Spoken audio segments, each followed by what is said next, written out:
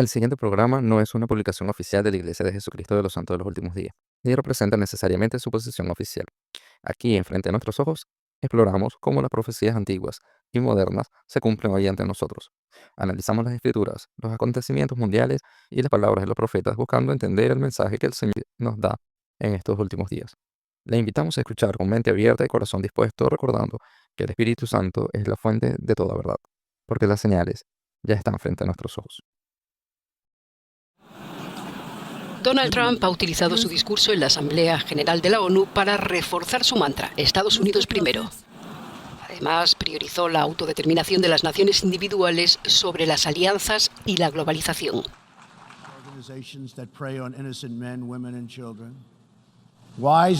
Los líderes sabios siempre ponen el bien de su propio pueblo y de su propio país en primer lugar. El futuro no pertenece a los globalistas.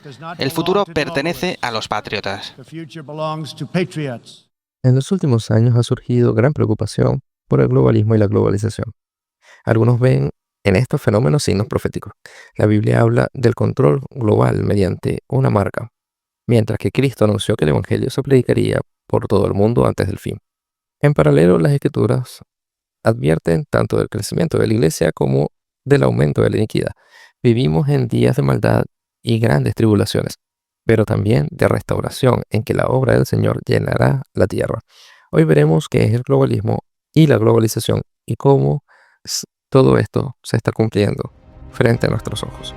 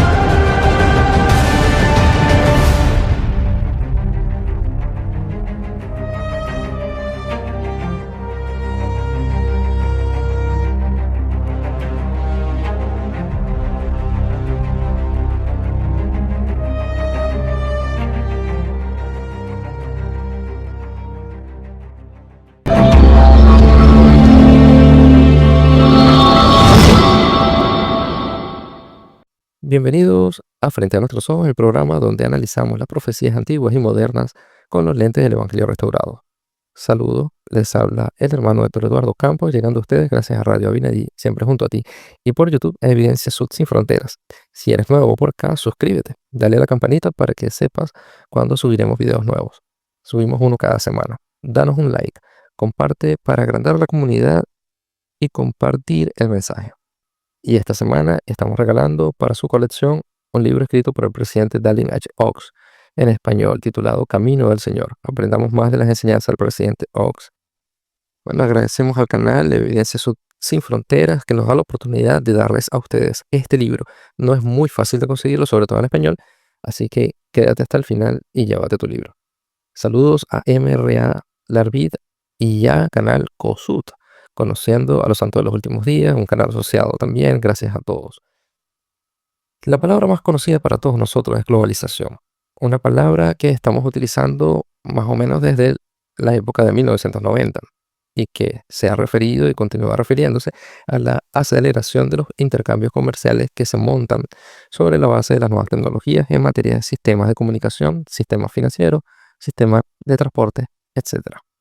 Por ejemplo, uno que toque un botón y uno pueda mover sus ahorros de un país a otro, o tocar otro botón y contratar a un personal en otro lugar, o tocas un botón y compras una mercancía de China que te llega en cuestión de días. Eso es globalización. Se refiere a la integración económica tecnológica de la humanidad, un tránsito instantáneo de capital, mercaderías y datos. La caída del muro de Berlín y con ella la caída del comunismo abrió las puertas a la globalización. Donde era muy difícil llevar el Evangelio de Jesucristo, se abrió la puerta de entrada a la predicación del Evangelio restaurado. Y con ello se han cumplido las profecías de que este Evangelio sería predicado a toda nación.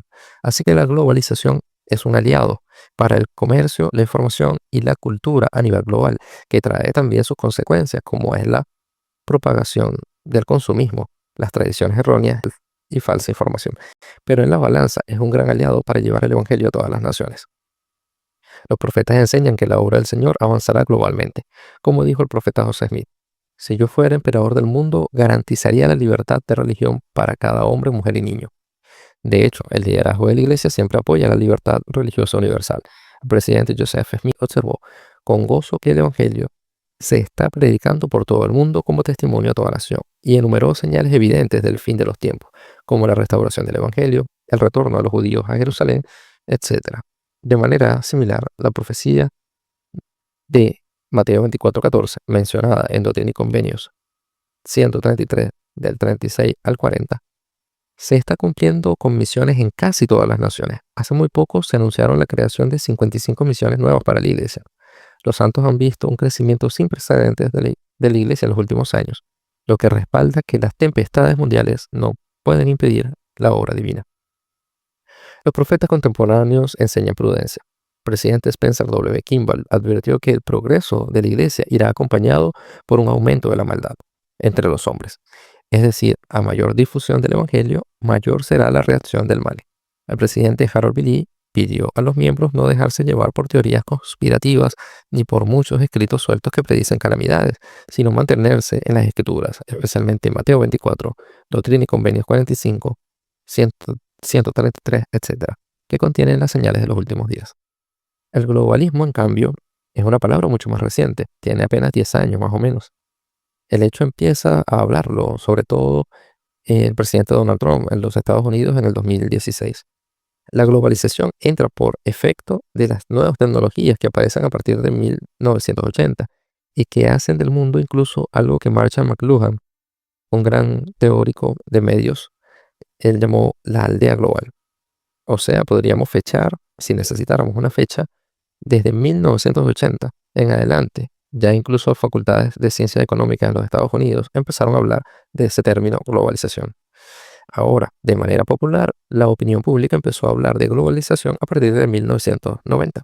Y las grandes conferencias de la ONU en términos globales fueron también en esa época de 1990. Así vemos que una cosa es la globalización, que es un fenómeno sobre todo de tipo comercial, económico, financiero e informático. El globalismo es un fenómeno político que tiene que ver con la redistribución del poder político que antes estaba concentrado en los estados nacionales y cada vez parece fluir más hacia estas instancias supranacionales, como la ONU, la Organización Mundial de la Salud, tribunales internacionales, etcétera, que empiezan a conformar agendas políticas, jurídicas y culturales que de arriba hacia abajo se deslizan hacia los pueblos.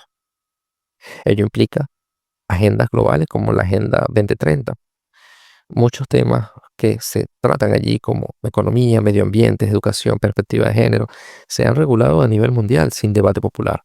Un caso paradigmático fue la Agenda de Beijing en 1995, donde la ONU instó a todos los países a incorporar la llamada perspectiva de género en sus políticas.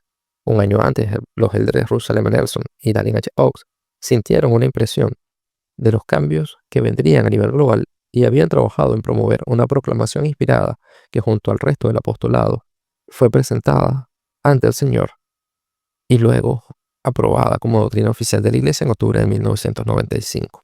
El globalismo propone organismos internacionales que crean agendas políticas que las naciones no discuten, pero que deben acatar con una burocracia supraestatal, con funcionarios que ya no son nacionales, sino que son supranacionales, que diseñan agendas que las naciones deben aplicar a pesar de que ninguno de los promotores hayan sido elegidos por un pueblo nacional.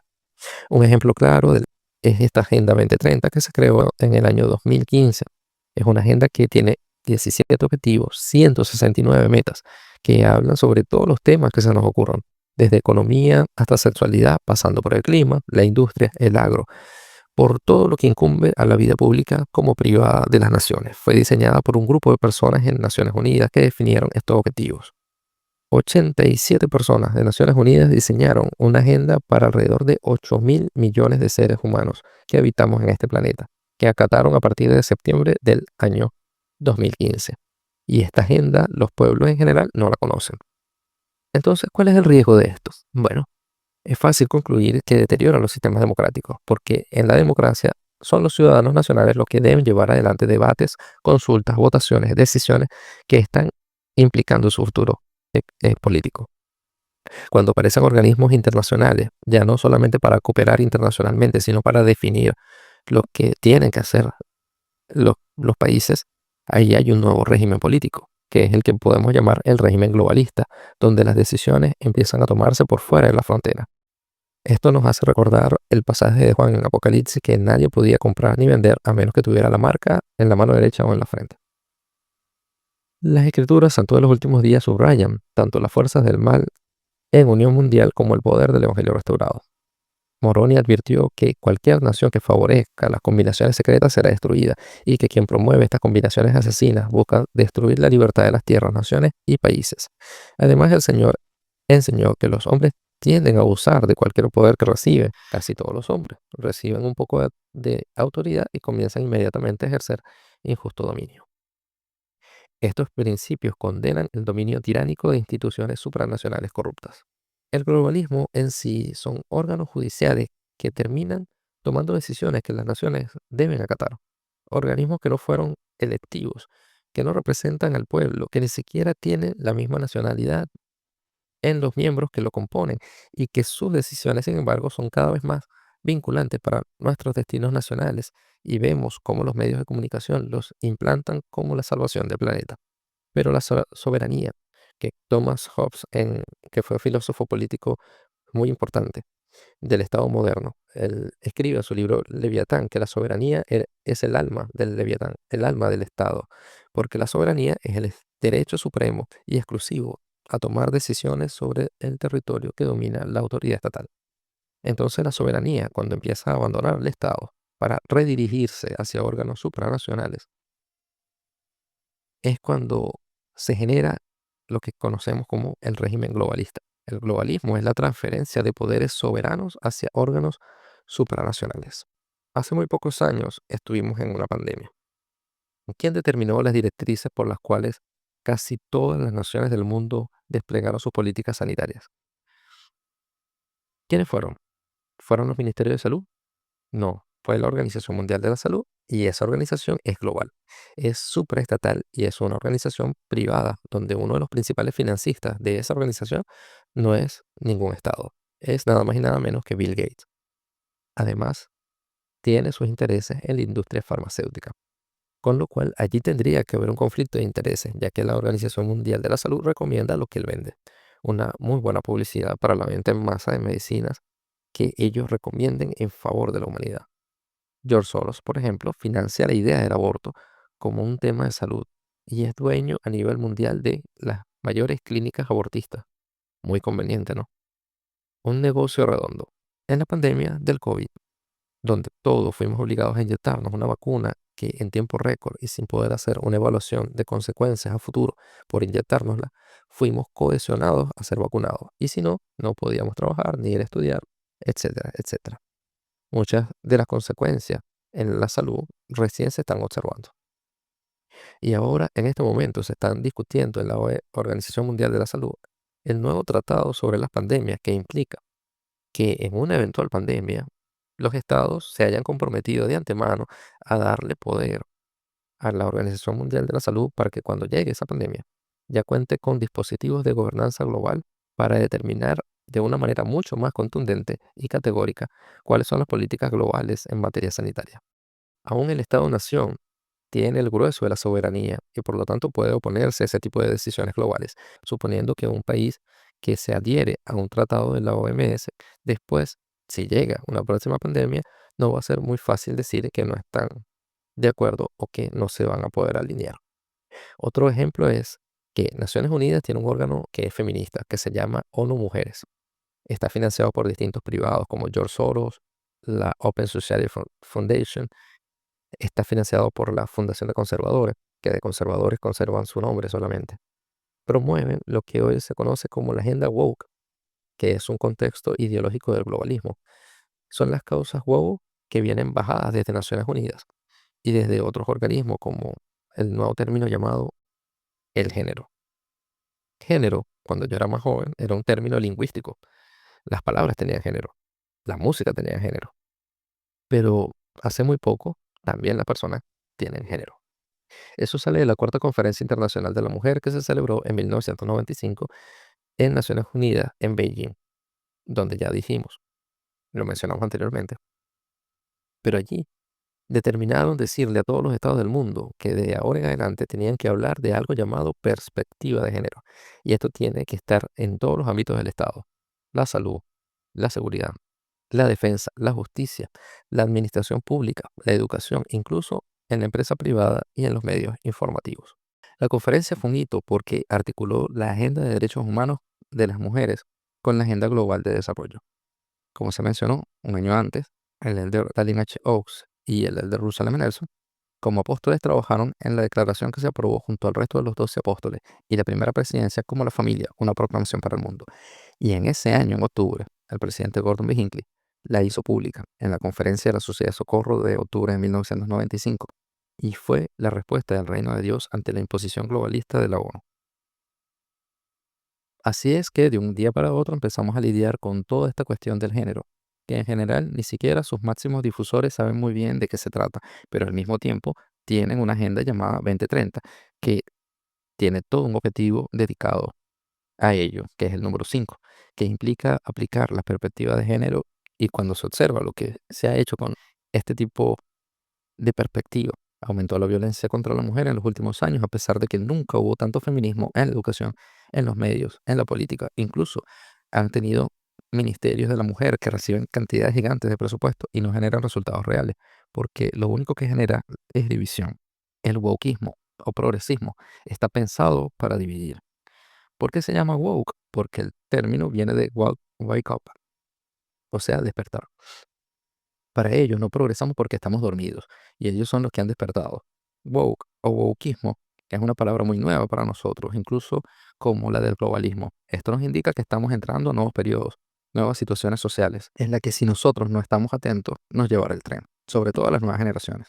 Así como al antiguo Israel fueron destruyendo y socavando su fe por medio de los imperios que llegaban de sus costumbres paganas, culturas apóstatas, o como en el caso del Libro de Mormón, que generaciones degeneraban en la incredulidad con el paso de los años al ir llegando nuevos pensamientos, nuevas doctrinas, nuevas tradiciones. Por ello es tan importante de saber lo que ocurre y vacunar a nuestra familia con la doctrina de Jesucristo, con leer diariamente, con orar, con debatir temas como estos, para que nuestros hijos sean bien informados y formados desde casa y no sean atacados con estos parásitos mentales. El wokismo es la exacerbación de la dialéctica opresor-oprimido. ¿Qué es la dialéctica opresor-oprimido? Bueno, es el arte de dividir la sociedad en dos bandos: los que oprimen y los que son oprimidos. Satanás siempre ha utilizado esta dialéctica. La vieja izquierda utilizó este modelo de conflictos para dividir la sociedad. Al principio, la izquierda dividía entre los pobres y los ricos, los capitalistas y los obreros, los burgueses y los proletariados. Estas divisiones son de tipo económico. Los pobres tienen que hacer la revolución contra los ricos, los obreros contra los capitalistas. Unos son los opresores, los capitalistas, y otros los oprimidos, que son los obreros. Y la solución es que el partido de los trabajadores tiene que unirse para hacer la revolución con esa gente. Este es el esquema del siglo XX. ¿Por qué? Porque el pueblo es la mayoría. El pueblo y los pobres son la mayoría, frente a los ricos, que son privilegiados, que son unos pocos, que hay que derrocar. Esta era la visión de la izquierda a finales del siglo XIX y del XX. La Guerra Fría se basó en esto. ¿Pero qué pasó en el siglo XXI? El siglo XXI crea el wokismo. Es cuando ese modelo de dividir al mundo entre opresores y oprimidos y ponerlos a luchar, ya no en la esfera económica, sino en la esfera de toda relación social habida y por haber, y todas las características del hombre. Como por ejemplo, una mujer que es oprimida por el hombre, que es su opresor, que el mecanismo de opresión se le llama patriarcado. El heterosexual es el opresor del homosexual bajo algo llamado heteronormatividad. En identidad de género estamos los cisgéneros, que seríamos los que nos percibimos con nuestro cuerpo verdadero, real, que es lo que antes se le conocía como persona normal.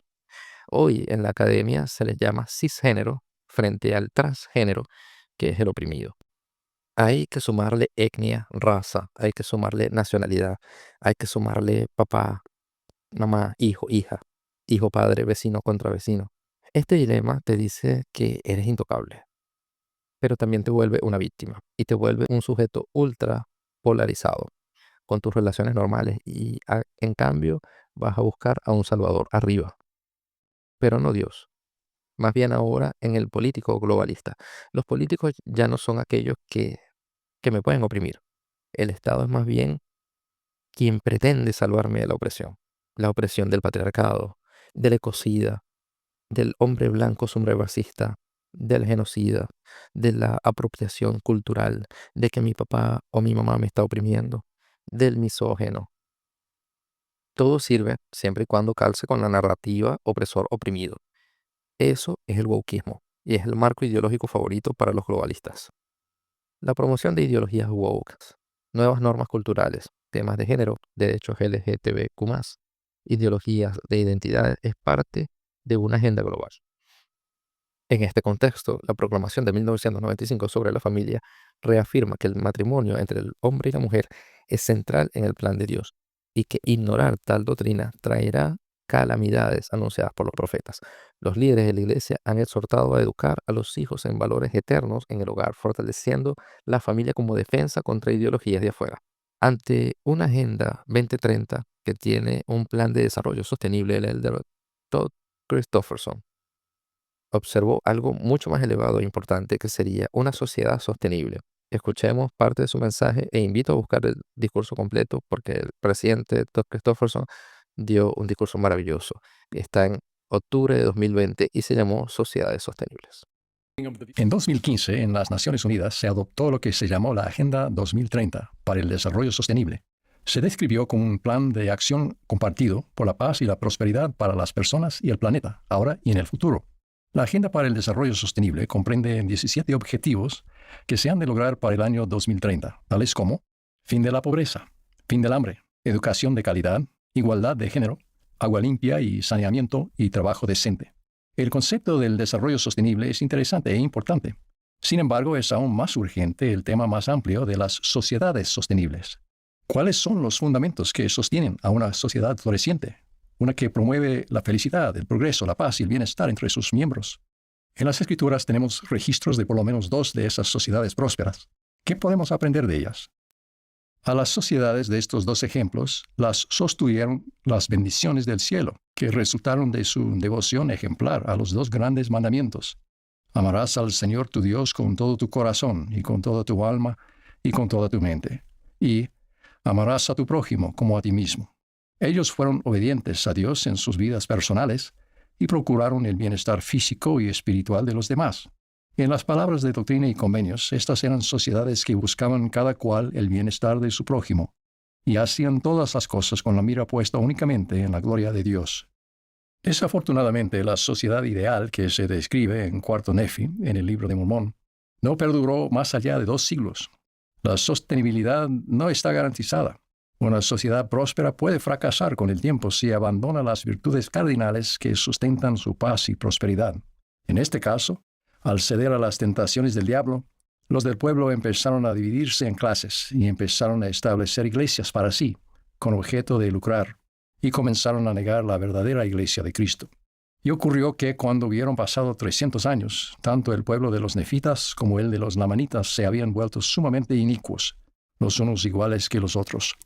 Al final de otro siglo, millones habían muerto en violentas guerras internas y su nación, que fue una vez armoniosa, se había reducido a tribus beligerantes. Al reflexionar sobre este y otros ejemplos de sociedades que fueron florecientes, pero que posteriormente colapsaron, creo que se podría decir con propiedad que cuando las personas se alejan de Dios y del sentido de responsabilidad ante Él, y comienzan a confiar en el brazo de la carne, el desastre está al acecho. Confiar en el brazo de la carne es dar la máxima prioridad a las riquezas, al poder y a la alabanza del mundo. Las instituciones de la familia y la religión han sido cruciales para dotar tanto a los individuos como a las comunidades de las virtudes que sustentan a una sociedad duradera. Esas virtudes, arraigadas en los principios del Evangelio, abarcan la integridad, la responsabilidad y el rendir cuentas, la compasión, el matrimonio y la fidelidad, el respeto por los demás y por la propiedad de los demás, el servicio y la necesidad y dignidad del trabajo, entre otras.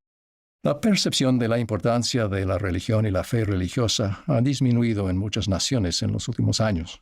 Un número cada vez mayor de personas considera que la fe y la lealtad a Dios no son necesarias para la rectitud moral, ni en las personas ni en las sociedades del mundo actual.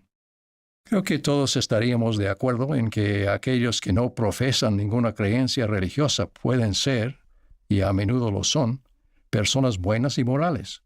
Sin embargo, no estaríamos de acuerdo en pensar que eso suceda sin la influencia divina. Me refiero a la luz de Cristo. El Salvador declaró: «Yo soy la luz verdadera que ilumina a todo hombre que viene al mundo». Ya sean conscientes de ello o no, todo hombre, mujer y niño, de toda creencia, lugar y tiempo, lleva en su interior la luz de Cristo, y por lo tanto posee el sentido del bien y del mal, que a menudo llamamos conciencia. Sin embargo, cuando la secularización separa la virtud personal y cívica del sentido de responsabilidad ante Dios, corta la planta de su raíz. La confianza en la cultura y la tradición por sí sola no será suficiente para sostener la virtud en una sociedad. Cuando una persona no tiene un Dios más alto que ella misma y no busca mayor bien que satisfacer sus propios apetitos y preferencias, los efectos se manifestarán a su debido tiempo. Por ejemplo, una sociedad en la que el consentimiento individual es la única restricción a la actividad sexual es una sociedad en decadencia. El adulterio, la promiscuidad, el aborto electivo y los nacimientos fuera del matrimonio son solo algunos de los frutos amargos que se derivan de la inmoralidad sancionada por la revolución sexual. Entre las consecuencias subsiguientes que obran en contra de la sostenibilidad de una sociedad sana están el número cada vez mayor de niños criados en la pobreza y sin la influencia positiva de su padre, a veces a través de varias generaciones. Mujeres que asumen solas lo que deberían ser responsabilidades compartidas, y una educación escolar gravemente deficiente, siendo que la escuela, al igual que otras instituciones, tiene la tarea de compensar las fallas en el hogar. A estas patologías sociales se añade una incalculable cantidad de casos de angustia y desesperación personales, y una destrucción mental y emocional que afectan tanto a culpables como a inocentes. Nefi proclama: «Sí, ay de aquel que escucha los preceptos de los hombres y niega el poder de Dios y el don del Espíritu Santo. Ay de todos aquellos que tiemblan y están enojados a causa de la verdad de Dios». Por el contrario, nuestro alegre mensaje para nuestros hijos y para toda la humanidad es que la verdad de Dios señala a una manera mejor, o como dijo Pablo, a un camino aún más excelente. Y seguramente nuestro servicio más fundamental y duradero será enseñar y vivir de acuerdo con las verdades propias del gran plan de redención de Dios, como se expresa en las palabras del himno: «Amaremos a amigos y enemigos en la contienda, y también predicaremos de ti, como el amor sabe hacerlo, con palabras de bondad y una vida de virtud». Si nosotros, nuestras familias y suficientes vecinos tomamos nuestras decisiones y guiamos nuestras vidas por la verdad de Dios, abundarán las virtudes morales que se necesitan en toda sociedad. En su amor, nuestro Padre Celestial dio a su Hijo unigénito, Jesucristo, para que tuviéramos vida eterna. Jesucristo no hace nada a menos que sea para el beneficio del mundo, porque Él ama al mundo, al grado de dar su propia vida para traer a todos los hombres a Él. Por tanto, a nadie manda Él que no participe de su salvación. ¿He aquí, acaso exclama Él a alguien diciendo: «Apártate de mí»? He aquí os digo que no. Antes bien dice: «Venid a mí vosotros, todos los extremos de la tierra, comprad leche y miel sin dinero y sin precio». Esto lo declaramos con solemnidad de corazón, con el espíritu de mansedumbre, y en el nombre de Jesucristo. Amén. A pesar de los desafíos globales, la doctrina Sud ofrece consuelo. Aquellos que son fieles no tienen por qué temer. El Salvador prometió que los prudentes no serán talados ni echados al fuego, aguantarán el día, y que el Señor estará en medio de ellos y su gloria estará sobre ellos, y Él será su rey y legislador. En otras palabras, los justos heredarán la tierra y vivirán bajo la protección de Dios, aunque gobiernen la tierra potencias corruptas. Las señales de los tiempos indican tanto peligro como promesa. Mientras se echa cero a la maldad mundial, se cumple el mandato de llevar el Evangelio al mundo entero. Los líderes de la iglesia instan a prepararnos mediante la oración, la lectura de la Escritura y la obediencia a los convenios, de modo que podamos estar preparados y recibir al Señor con gozo cuando Él venga. En suma, vivimos en la era de los últimos días profetizados, pero son también los días donde la obra del Señor avanzará hasta llenar la tierra, y son días maravillosos que están frente a nuestros ojos. Amigos llegados hasta acá, para optar por el libro, escriba su nombre en los comentarios de este video con la dirección electrónica, el correo electrónico donde enviaremos el libro. Y ve al tercer video de la serie Frente a nuestros ojos, que habla de la persecución al cristianismo, y comenta: ¿por qué la persecución cristiana tiene menos visibilidad que otras noticias? Muchas gracias.